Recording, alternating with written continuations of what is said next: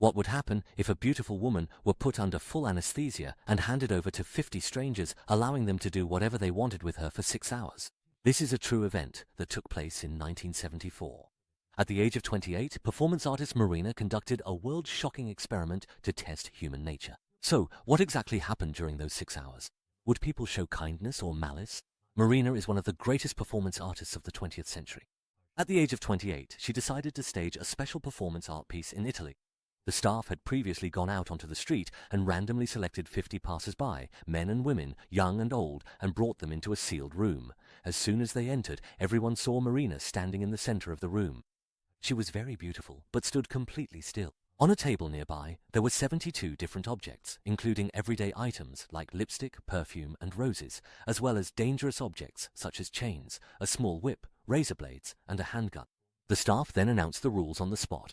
This woman has been anesthetized. For the next 6 hours, you may do whatever you want to her, using any of the props on the table, and you will not bear any legal responsibility. At first, everyone just stood at a distance, their eyes filled with curiosity and hesitation. After quite a while, a man finally approached slowly, waved his hand in front of Marina's eyes, and gently tugged at the corner of her clothes.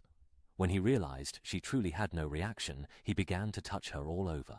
Some people moved her arms, placing a rose in her hand. Others wrote something on a piece of paper and hung it around her neck with a string, and there were even those who helped tidy up her clothes. At this point, everyone's actions were gentle, but as time went by and more people joined in, the atmosphere gradually began to change. Someone took off Marina's coat and draped it over her head, while another person deliberately poured water slowly over the top of her head. Even more outrageous, a man picked up a lipstick and wrote obscene and filthy words on her chest and arms. Even so, it seemed that everyone was still holding on to the last bit of restraint, not doing anything that would truly harm her.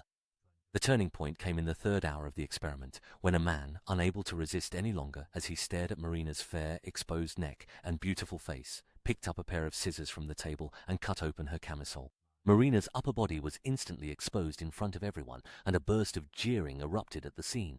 This completely shattered everyone's psychological defenses. The crowd, who had previously been holding back, seemed to be ignited and began to pursue even more provocative actions. Someone rushed up to forcibly kiss her and even made lewd gestures toward her in public.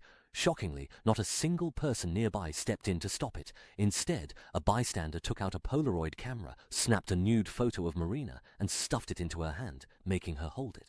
The props on the table were quickly put to use, one by one. Someone wrapped a chain around Marina's neck, someone else pressed the thorns of a rose into her skin, and some even picked up thumbtacks and pushed them directly into her arm.